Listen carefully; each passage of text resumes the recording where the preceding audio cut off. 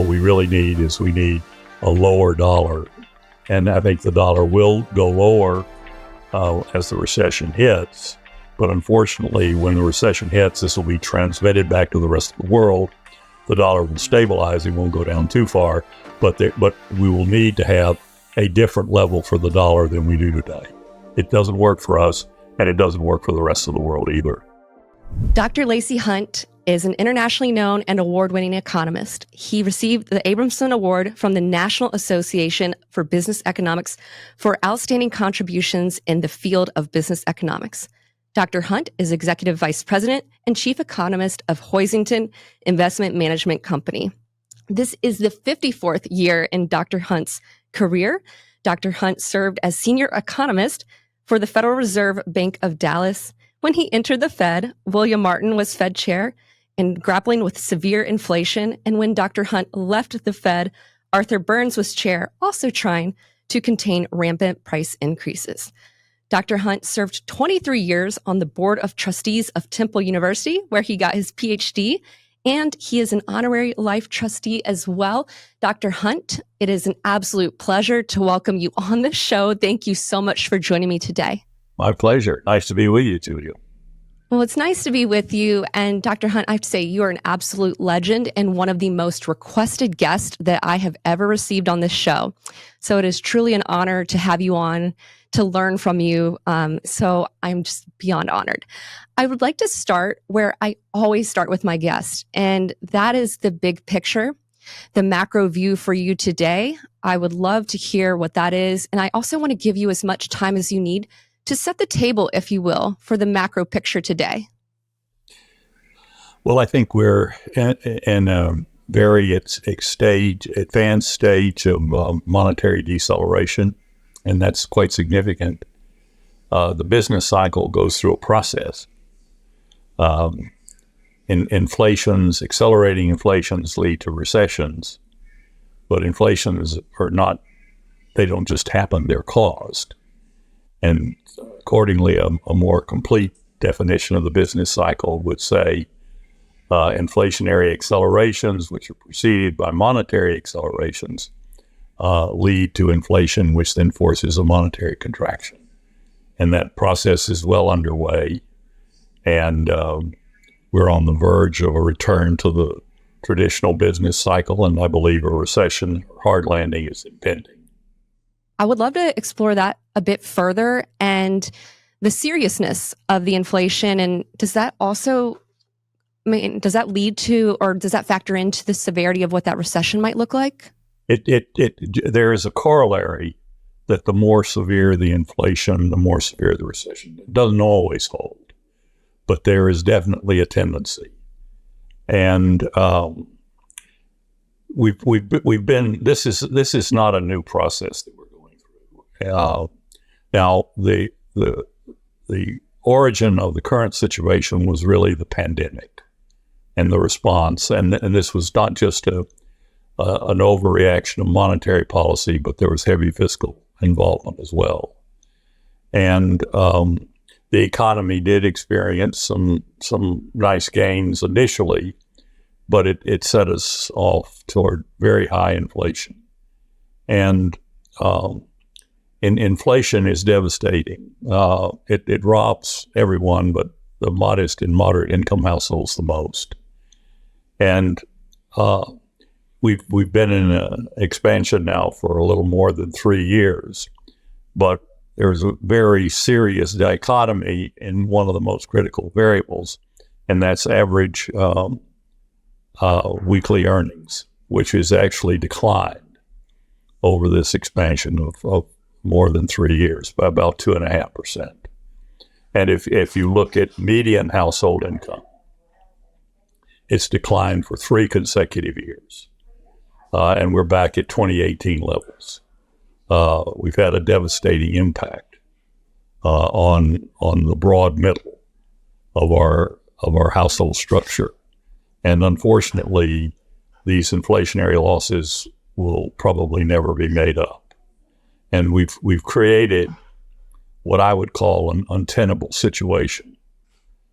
Historically, one of the great attributes of the U.S. economy is that we've been able to make homes and cars available to our modest households. And as a result of this inflation, a lot of which was very serious in the automotive and housing sector, is that we've made homes and cars very unaffordable. There are quite a few home affordability indexes around, and they have slightly different outcomes, but either home affordability is at an all-time low or it's at the lowest level in 2 or 3 or 4 decades. It's a very bad situation. Cox Automotive recently put out a study that 61% of our households are not able to afford a new car. And it's going to take a long time of decelerating trend in prices and reversal of the recessionary forces that we face in order to make these critical elements and affordable for our people. So we're facing a long time difficult situation. And I think that our people are rightly very worried about it, in spite of the gains in GDP, which has been impressive, in spite of the greater than expected increases in employment. I think the economy is very, very vulnerable. I would love to hear more on the vulnerabilities, because you brought up the GDP, and I was just looking at the headlines that came out this week saying red hot, booming, resilient economy. I want to hear more about the vulnerabilities. And Dr. Hunt, what do you think folks are missing? Because it certainly seems like there is this narrative of a resilient economy, but it sounds like there's some real issues when you look under the hood. There are, and that's what you have to do here. You have to look under the hood. I like that phrase. One of the most important concepts in economics is known as the circular flow, which says that what we earn equals what we spend. The GDP is our expenditures, but the other side is the income statement. Before the third quarter and in three previous quarters, your GDP was rising by a little bit more than 2%, but the gross domestic income was declining by about 0.6%. In the third quarter, now we don't have the complete income figures, we only have the expenditure figures, and they're very preliminary.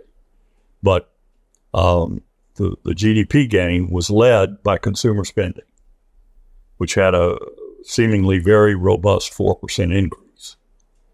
However, real disposable income, in other words, income from all sources after taxes, interest expense, and adjusted for inflation, actually fell at a 1% annual rate. 4% increase, consumer spending, 1% rate of decline in disposable income. As a result, the personal saving rate in September fell to 3.4%. If the personal saving rate had remained flat in the third quarter, then consumer spending and GDP both would have been negative in the third quarter. Now, at 3.4% personal saving rate, that is not an all-time low, but it is extremely depressed. In fact, the lowest point of the great financial cycle recession was 2.4%. So consumers were willing to spend, thinking that their situation that they were facing was temporary. But by the end of the quarter, although they had spent very heavily at the beginning of the quarter, we were seeing a surge in delinquencies on subprime automobile loans. Some of the credit card companies experienced record write-offs in the third quarter. And most importantly, home foreclosures in the third quarter were up 34% from a year ago. And so the consumer showed great fatigue.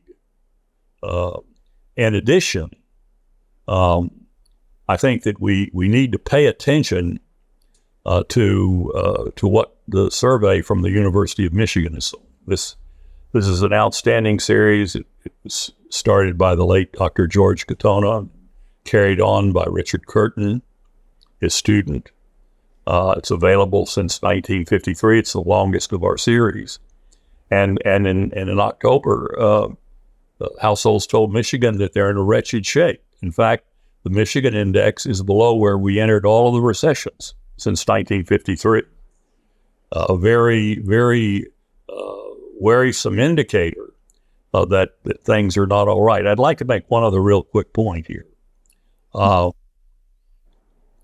There are a lot of notable instances where economies have a sharp surge just before they go into recession. One of them that I'm very familiar with was the third quarter of 1981. Paul Volcker was fighting inflation, and in the third quarter, the economy grew at 4.9%, identical to the rate that was preliminarily reported this week. However, when all was said and done, the National Bureau of Economic Research said that the recession started in July of 1981. It was the deepest of the post-war recessions, lasted all the way to December of 1982. So, see, the economy can have this last surge and be impressive, but still the recession can come. And I'm afraid that we're facing significant difficulties. The monetary restraint, we're difficult situation globally, and so that one needs to be on guard. Well, I have to say, Dr. Hunt, you can feel free to share as many points and lessons. I like to make the show about my guests and learn from folks like yourself, and I'm certainly enjoying that. I have so many questions that I want to ask. Right ahead. Okay, so one is, it seems to me, just listening to you, we got into this situation because of the response to the pandemic. So the unprecedented, the fiscal response and the monetary response from the Fed. And my question for you, and I don't know if this is a bit of a naive question, is it unusual to do the coordination? Is that an unusual move for them to make? And was that the mistake? It's a very, very perceptive question. The Federal Reserve Act was designed for the Federal Reserve to be independent. We only really have two examples of significant coordination of the two. The first was in 1971. Richard Nixon was president. He was facing re-election in 1972. Inflation was out of control. The dollar was under attack. Arthur Burns was chairman of the Fed. I was in the Fed at the time. So the Fed cooperated with Nixon. They imposed wage and price controls. Chairman Burns agreed to serve as chairman of the Dividend and Interest Rate Control Committee, which was part of the price and wage controls. Terrible situation for the Fed to be in. Fed should be totally independent. Money supply accelerated sharply. The economy had a great year in 1972, but then we had an inflationary process that lasted another decade. And one of the problems for Burns was that once the inflation took root, the fiscal policy partners were no longer there to work with him. In other words, both of them caused the problem, but then when the problem erupted, all the burden was on the Fed's shoulders. And that's essentially what happened during the pandemic. It was a coordinated effort. When the inflation blew up in everyone's face, only the Fed was left to deal with the problem. And the same sort of situation. I might tell you a little lesson that I learned long ago. I'm going to quote a famous sociologist, the modern father of sociology. What he gave us the law of diminishing returns, a number of other, his name was Richard Burton. His son is a professor at MIT, a winner of the Nobel Prize. And he talked about theories of the fallacy of the theory of grand design. And the point that he made is that when you undertake the theories of grand design, you don't really have any experience or very limited experiences to know of what will be the outcome because you've never really tested. And he used the analogy of the fellow who's out hiking about and he sees a cave up on the side of the hill and he's interested in caves. And so he goes into the cave and the pathway appears to be clear. And so he moves into the cave and the path is still clear and he gets further and further in until he hits a roadblock and there's a cave in. And the fellow thinks, well, I'll just retrace my steps. But unfortunately to him, as he was moving into the cave, it caused the cave slide behind him, and the pathway out is not the same as the pathway in. And so when you implement these theories of grand design and you get everybody excited about them and think, oh, how creative, but what you've done is you moved outside your zone of knowledge. And correcting the problem is not as simple as engaging the solution that you perceive to be. And so it was a combined monetary and fiscal policy operation. I hope we never see that again. The Federal Reserve was designed specifically to be independent of the fiscal policy makers. That's the way, and that was well structured. It was to be a system of checks and balances. That's the whole structure of the American system. And we obliterated that in the case of the Nixon administration in the early 1970s, and again in the pandemic response of our central leaders. And the country is now paying the price, and the highest price is being paid by those that are least able to afford it. Yeah. And those folks, it's the backbone of the American economy too. And my follow on to you and hearing you talk about just how big of an impact that is and how many people are affected is what, from your vantage point, does I take it you're in the hard landing camp? Yes. And what does that look like and how do you see that play out? I've actually never asked anyone, how does a hard landing play out? It's usually, are you in the hard landing or soft landing camp? But how does one play out from where you sit? It's going to affect all phases of the American economy. It's going to help it's already, in my opinion, affecting household income. And then, as I said earlier, we have this dichotomy already between what we're spending and what we're earning. One of the most serious is the situation with regard to net national saving. In the second quarter, we don't have the numbers yet for the third quarter. We had negative net national saving. And the saving has three components. It has private saving, foreign saving, and then government saving. Now, if you accept the notion that gross domestic income equals gross domestic product in the theoretical sense, algebraically, it's the same thing as saying physical investment is equal to net saving. In other words, to get an increase in the capital stock, you have to have saving. If you don't have saving, you cannot get an increase in the capital stock. And without an increase in the capital stock, you will not be able to raise the standard of living. And what is so unusual about our current net national saving being negative, this has happened before. It happened during the pandemic. It happened during the great financial crisis. But negative net national saving has not happened in a period of rising GDP. Totally contra normal cyclical development. And this is going to present problems for long after the time the Federal Reserve eases monetary policy, because it's quite possible that the net national saving will go even more negative during the recession, because the tax revenues will fall away, the built-in stabilizers, the cost of them will go up, the federal deficit will increase, and the constraint of scarcity of saving will impale our ability to grow. For example, when you have negative national savings, such as we have today, and there is a need to take on some other new product, let's say artificial intelligence, then those funds have to be clawed out of the existing level of saving. It's not a healthy situation at all. And so we have to contain the inflation, but we also have to somehow find a way to restore saving into the positive territory.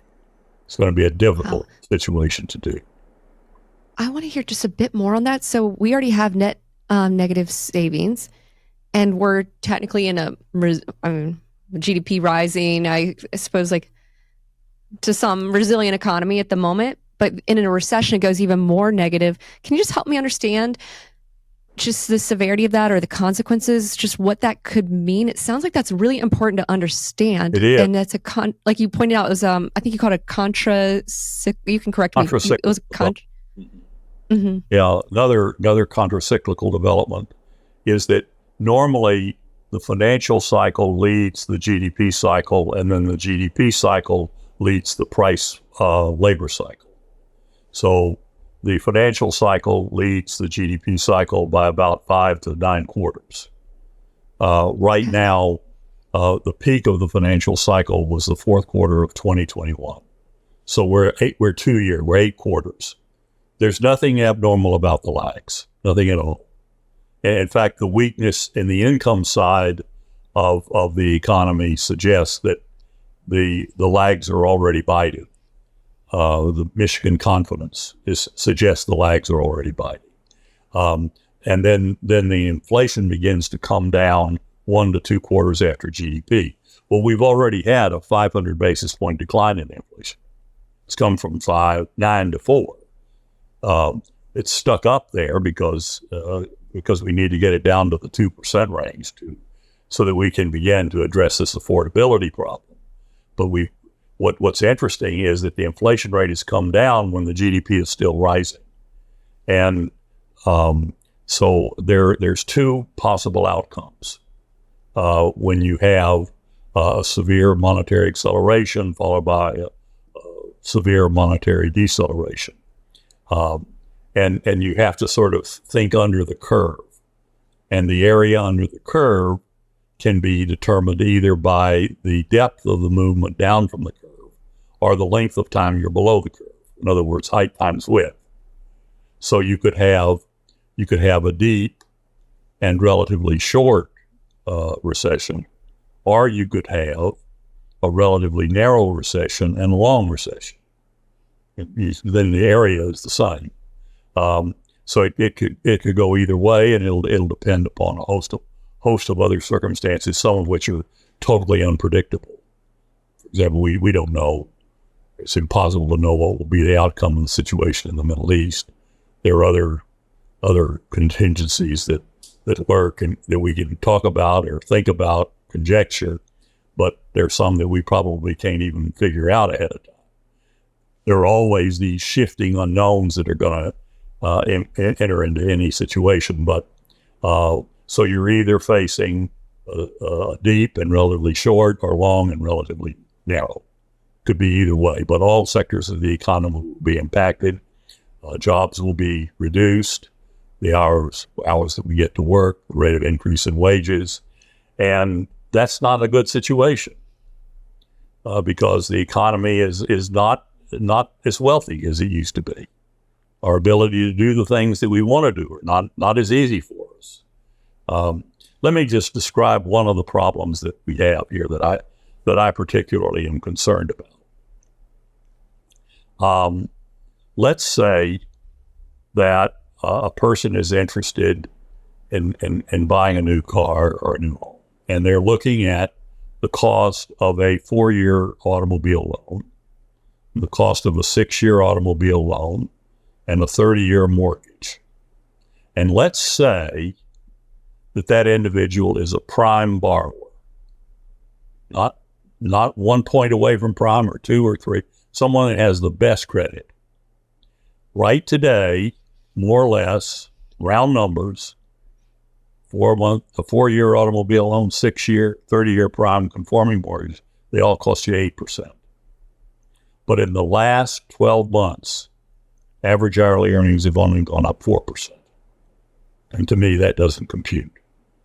And so we have many, many adjustments that are standing in the way of a return to normality, and I'm afraid it's going to take some time to work it out.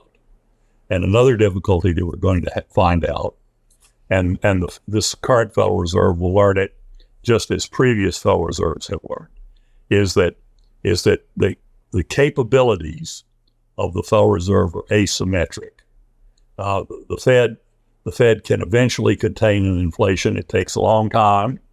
They've been working on the current one now for 2 years almost. But when it comes to trying to bring an economy out of a recession, the Fed's capabilities are greatly diminished. The phrase that's often used is that it's like pushing on a string. You keep pushing on a string. Yeah. But this situation is going to be more difficult because we're so wholly indebted and we have very poor demographics, and the rest of the global economy is in worse shape than we are. So, see, those are three really, really important parts as well.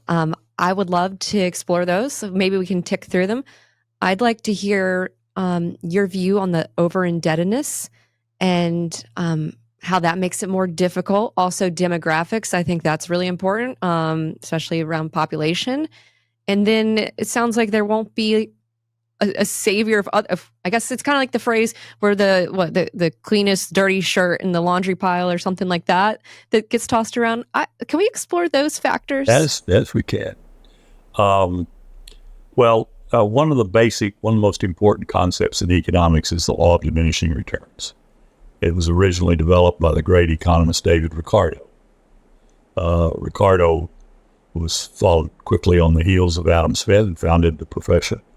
But he probably did really more for economics than anyone else. And he worked in the confines of what's known as the production function, which says what we produce is determined by the factors of production, land, labor, capital. And he said that if you begin to increase one of those factors of production, such as debt capital, initially you get an increase in GDP. But if you continue to increase debt capital, the GDP flattens out. It's called equivalent returns. You still increase debt capital, then you get diminishing returns. It's like a parabola, increasing and then eventually decreasing returns. And we're so heavily over indebted now that we're in the diminishing returns phase. So the notion that we can somehow borrow more money and spend it and get our way out of it is not going to work in the current situation. And that's why the studies show that when government debt goes above 90% of GDP, gross government debt, for more than 5 years, that you lose about a third of your trend in growth. And the trend in growth is real per capita GDP. That's the standard of living. So before we became heavily over indebted, the economy was growing about 2.2% per annum, and now we're growing 1.3% per annum. And we've lost about 40% of our growth rate. By the way, that was predicted more than a decade ago by Reinhardt and Rogoff, as well as the Swedish econometricians, Hendrikse and Berg. The debt is going to be a constant source of pain for us. Japan is the most thorough example of extreme over-indebtedness, but Europe, who's doing worse than us, is more over-indebted than we are.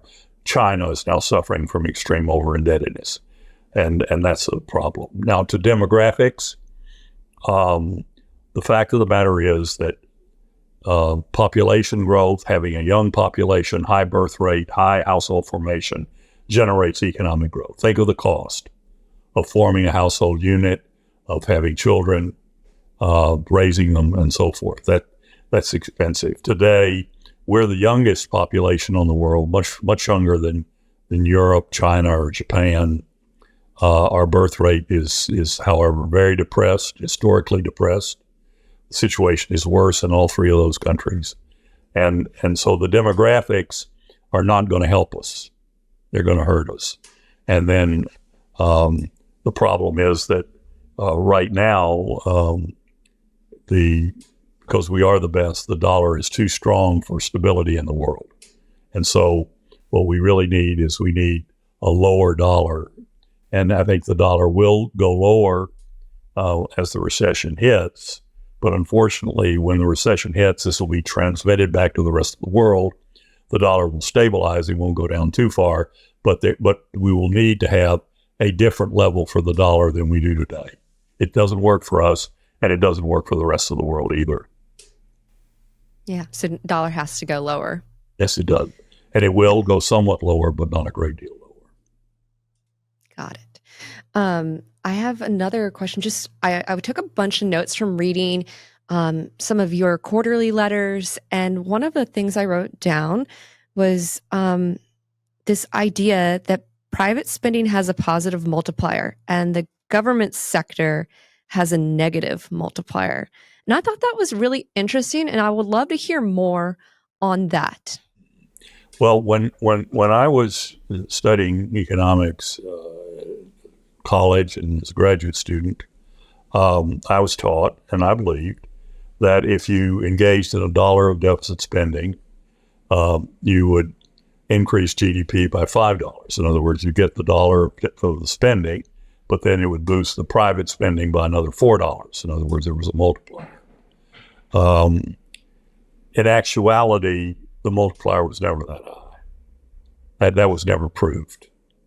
In the early period of World War II, take, for example, 1942, in which we had the largest percentage increase in government spending that we ever had, and government spending also was at the highest percentage of GDP. Even in that year, the multiplier was only 0.6. In other words, we did $1 worth of debt-financed activity. We reduced private spending by 0.4. Today, it looks like that if you undertake $1 of debt-financed government spending, you will reduce, by the end of 3 years, private spending by about $1.30. So you'll actually have a net loss of 30 cents in GDP. You get a little boost in economic activity for maybe 3 to 6 quarters, but by 3 years, the increase in government spending actually drains private GDP more than the initial increase in government spending. And there is no free lunch. There's none whatsoever. It's no different.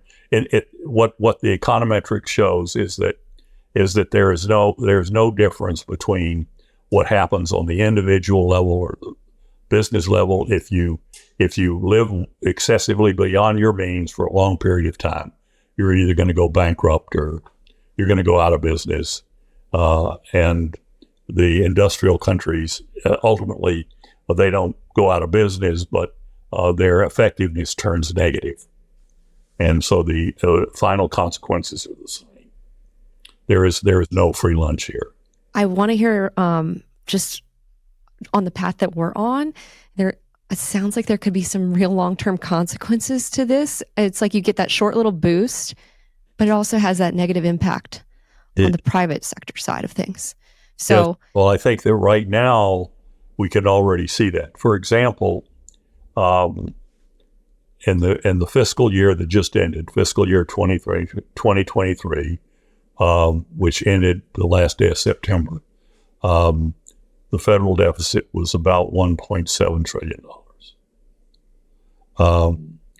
During that same time period, the Fed liquidated about $1 trillion, round numbers, about $1 trillion of securities from its portfolio, which forced the banks then to liquidate another $500 billion.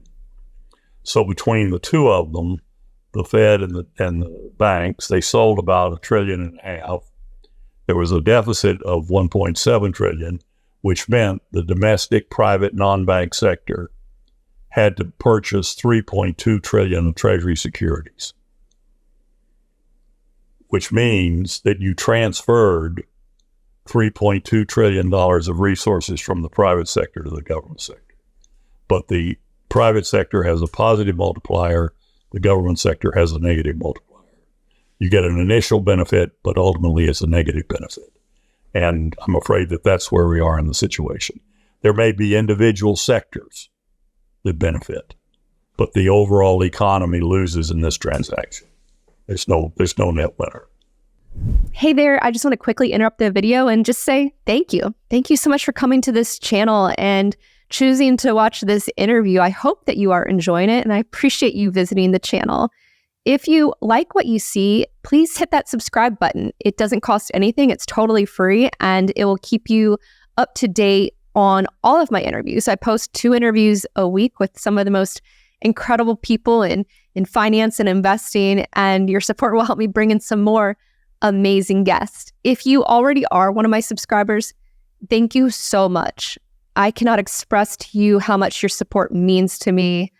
I am incredibly grateful that I get to do something that I'm truly passionate about, and you being there week after week, it not only gives me that energy, but it just gives me that faith to keep going, and it means everything to me. And I love seeing you all in the comments section. I love interacting with you. I love interacting with you on email or social media. I just love hearing from you all. And I just appreciate your support so much. I feel incredibly lucky that I get to do something that I just love. So I just want to say thank you and appreciate you subscribing. All right, back to the interview. Well, I know my viewers will also want me to bring this topic up with you because I know it's like one of your areas of focus, and maybe we can get a bit of a lesson on it. And that is ODL, other deposit liabilities. Can you explain that to us and then dive into the significance of it and why it is so important to follow?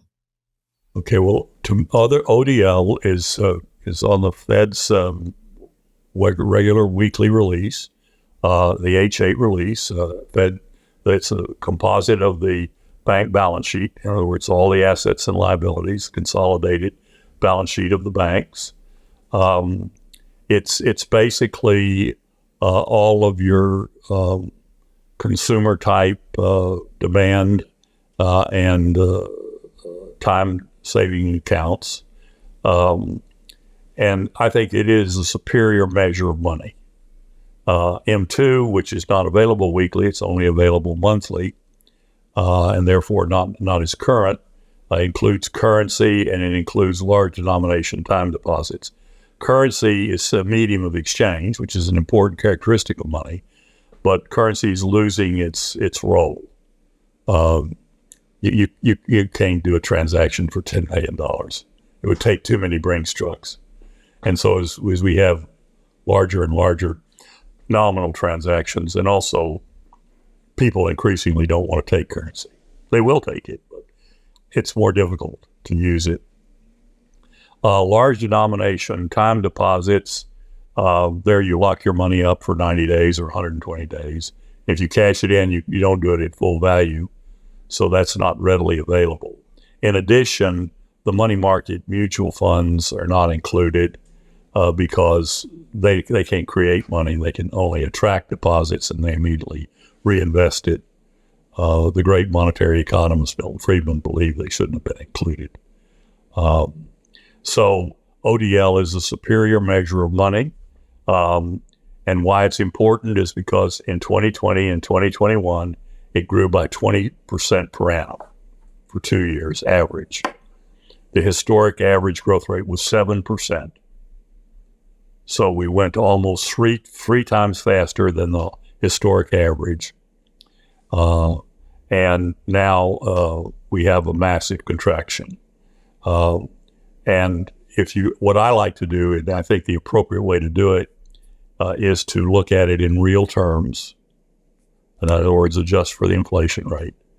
And I look at the 1 year change, the 2 year change, 3 year change.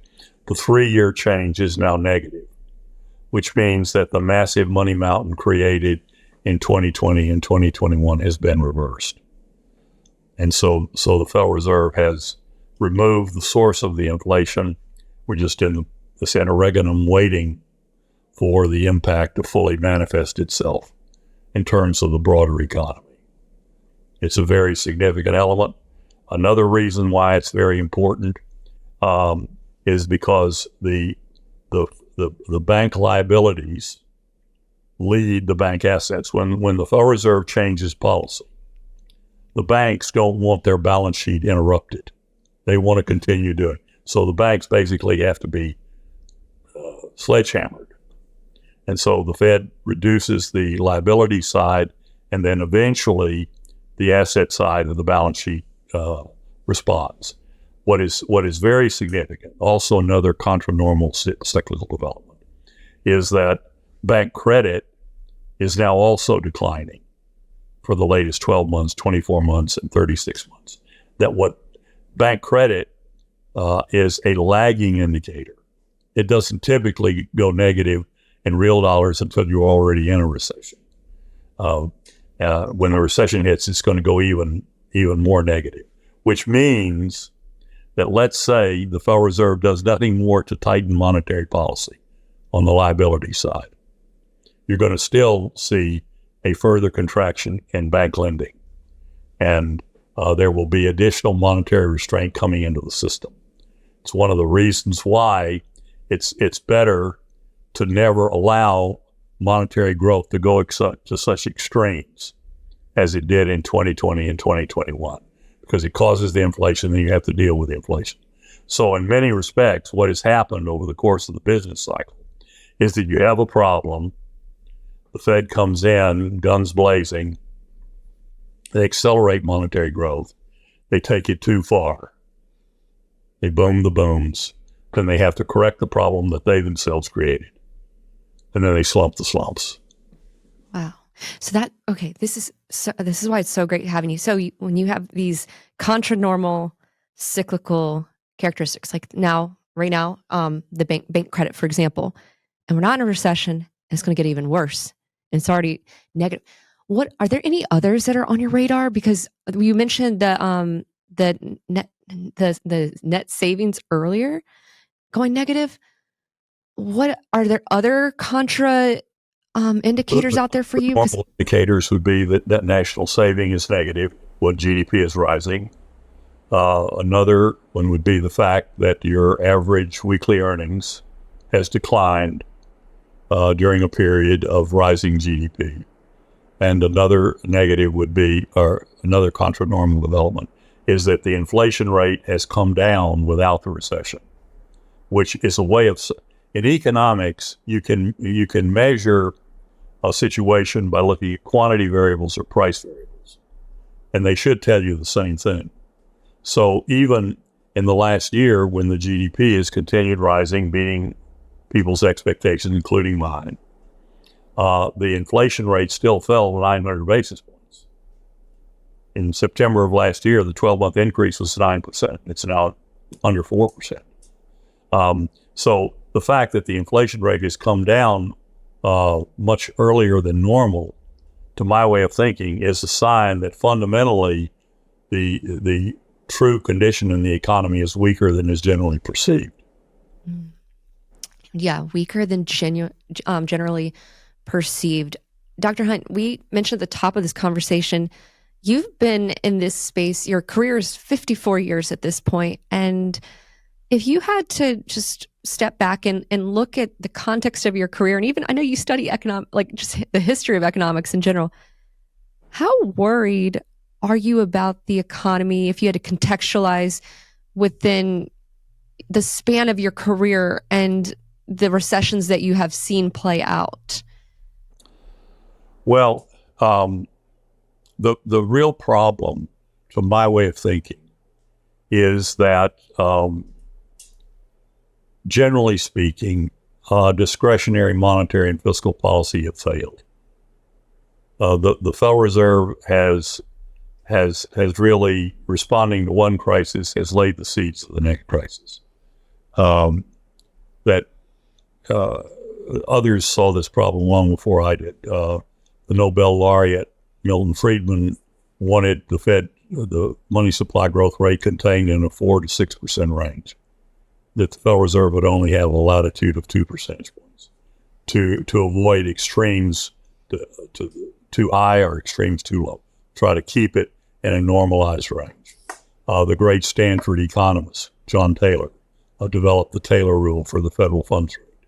All of this was designed to prevent these massive swings in discretionary policy, because the Fed is acting and trying to deal with one problem, they create another problem. They take us from one crisis to the next. And so discretionary monetary policy has basically failed us. But the same could be true with regard to fiscal policy. We collectively, and we're all at fault here, we have not been able to live within our means, and we become increasingly over-indebted, and we're triggering the law of diminishing returns.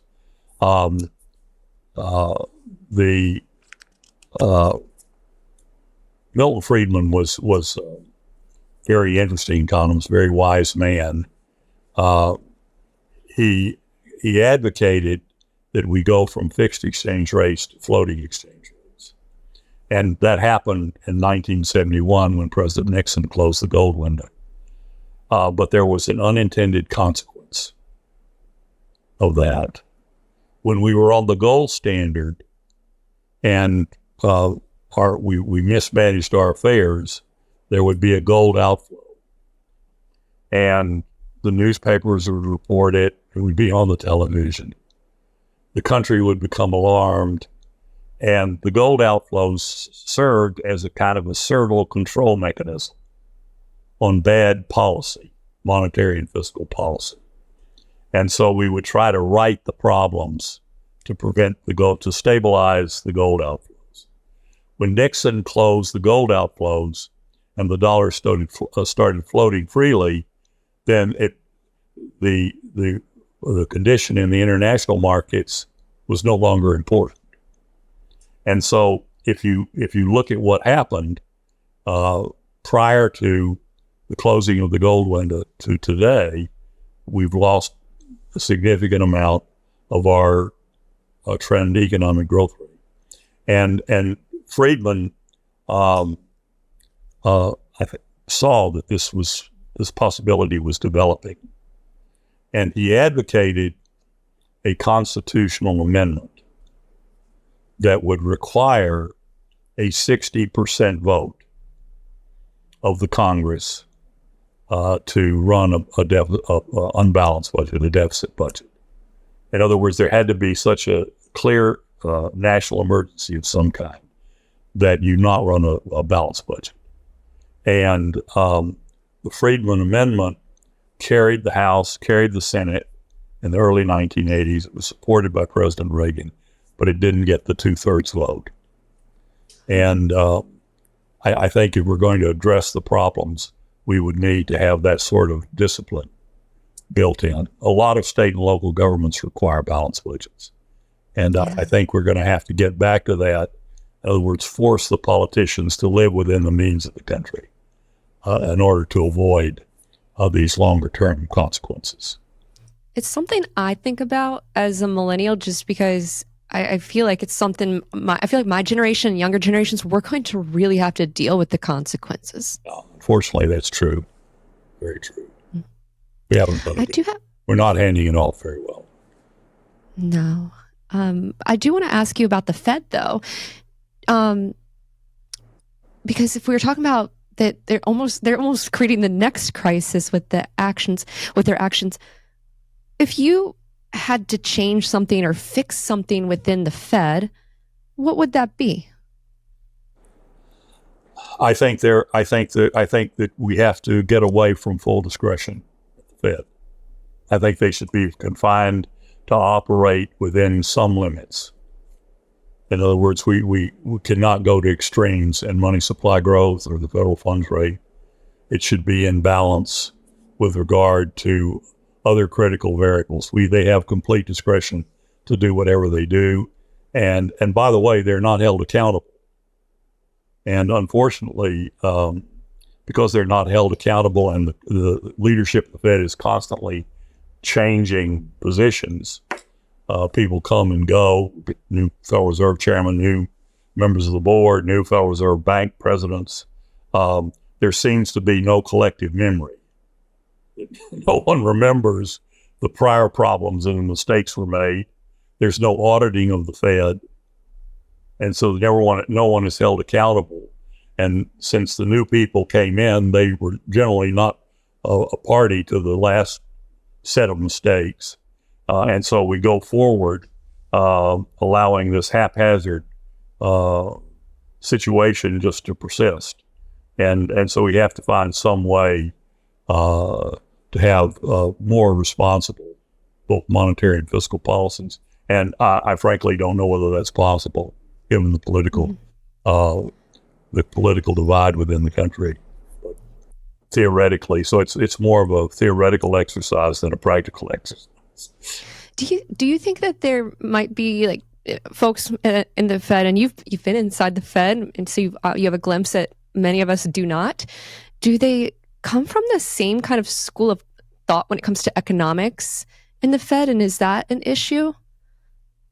I think there's two real problems. I think that the Federal Reserve there's two problems. One, it's controlled by groupthink, and second, there is really no diversity of opinion in the way that most of the economists in the Fed operate. We see disagreements within various Fed officials of really unimportant matters, whether you raise the Fed funds rate 25 basis points or you don't raise it at all, or you raise it 50, and they have differences on their dot plot of whether the GDP is going to rise 2 or 2.5%. Those are inconsequential. There was a great social psychologist at Yale University by the name of Irving Janis. He wrote the book Groupthink. And what Janis did is that he would bring experts in various fields to an open forum. And they did a lot of different areas: foreign policy, science, economics. And they would discuss a hot button issue. And in the open forum with everybody present, there would be hardly any disagreement. And when he went to discuss the matters with them one-on-one in a private setting, he found that there was a much greater dispersion of views, serious challenges. And he would ask the experts, well, why didn't you say so when you were all together? And what they would say to him, well, if you go to a meeting and you vehemently disagree with everyone else, you tend to be ostracized. The view is that if you don't understand the current situation, that somehow you lack understanding of the current situation is for your disagreement. And so there is tremendous pressure to conform. You can deviate on small and unimportant issues, but not on the big policy issues. And that's true in corporate life, but it's also true in the Federal Reserve. The other problem is that the Federal Reserve has 400 PhD economists, and it's the most expensive economic research organization in the world. The basic problem is that they're virtually all neo-Keynesians. You have hardly any. Well, I don't even know any Austrian economists. But there are very few neoclassical economists. I would consider myself more closely aligned with neoclassical. They're all neo-Keynesian, and they're from the best schools, and they're diversified in every way. We've got all kinds of people from all types of ethnic backgrounds, everything. But when it comes to the thought of how the economy works, they all view the world the same way, and that's not a good situation. Why are they all neo-Keynesians? Why not have more diversity of these? They come out of the best universities, and the faculties in the best universities are all neo-Keynesian. Okay. Well, can you explain what you said you're neoclassical? What is that? And when did you become one? Or well, a classical economist is one that really tries to look at economics as a whole. And what I try to do is I try to apply to whatever extent is possible microeconomics to the macroeconomic level. For example, I gave you one already. I look at the production function. The production function is real economics. It says what we produce is determined by the factors of production, land, labor, and capital. And from that, then you several things evolve, and one of which is the law of diminishing returns. And so I try to look at things in the classical role. In the 1820s, David Ricardo, who I mentioned to you earlier, was asked whether the Napoleonic Wars should have been financed by taxes or by borrowing. And Ricardo thought about the matter, and he said, I don't think that it matters. If you tax the money, if you tax to pay for the war, the resources come out of the private sector. If you borrow the funds, it comes out of the private sector. Ricardo, however, was sincere enough that he acknowledged that he did not know. This was an idea he had, but he didn't know whether empirically it was true, and he couldn't have answered the question because we didn't have the computer capabilities. We didn't even have the contiguous data series that we have today. In 1936, Keynes, and by the way, the economics profession follows Ricardo all the way until 1936, when Keynes writes the general theory. And Keynes says the opposite of Ricardo, that you could take on debt-financed activity and you have this multiplier. Keynes, however, didn't admit that he didn't know. And he couldn't have known either, because we still didn't have the capability of analyzing. But today, we have the econometric techniques, we have the computers, we have the continuous data. And the answer is that Ricardo is more correct than Keynes. Ricardo was a classical economist. But except when we take the fine home techniques, what we find is that the government multiplier is actually negative. That when you that the experience you have when you go down to the DMV, that the private sector does a better job than the public. They do. They certainly do. I have to say, Dr. Hunt, this is probably one of my favorite conversations just because I am learning so much from you and you have a wealth of wisdom. Would you let me sneak in one more question before I let you go? Yes, please. Okay. So I got your book, A Time to Be Rich from 1987. And I would love for you to share, you have the 5 stages, and I would, in the economic life cycle, where we are in the 5 phases. If you could just explain, give us a little bit of a lesson of the 5 phases and then pinpoint where we are. Okay. Well, I'm very touched that you would get this book. It's out of print. It is out of print. I found it on eBay over a year ago. It's very difficult to get.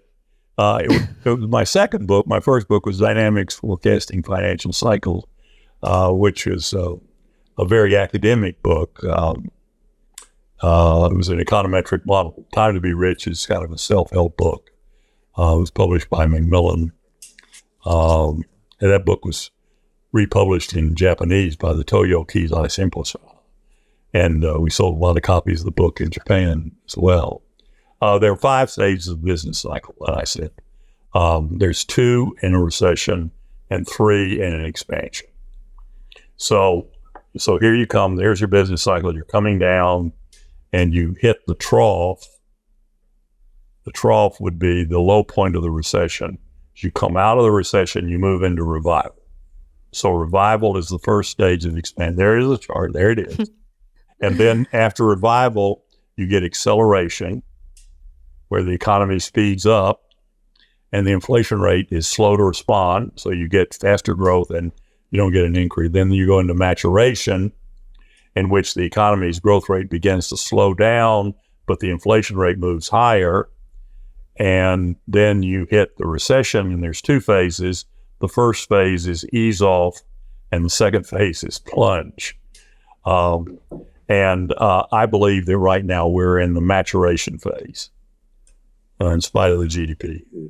I think that there are enough negative indicators, the production sector, the income indicators, and others to suggest that we're in maturation and that we're going to soon be moving into the ease-off phase. Well, Dr. Hunt, it has been an absolute pleasure. If you would like to leave the folks who are watching and listening any parting thoughts, anything that you'd like to add, please take a moment to do so. Well, no, I think you had really great questions, and I just wish everybody well. I think that what I'll do is if you want, I have this list of recommended readings, and if your listeners are interested, have them contact you, and you can make that available to them. They would love that. Well, Dr. Lacy Hunt, thank you so much for being so generous with your time, your ideas, and just all of your wisdom and knowledge. I really appreciate you taking the time. Thank you, Julia. I'm glad to do it.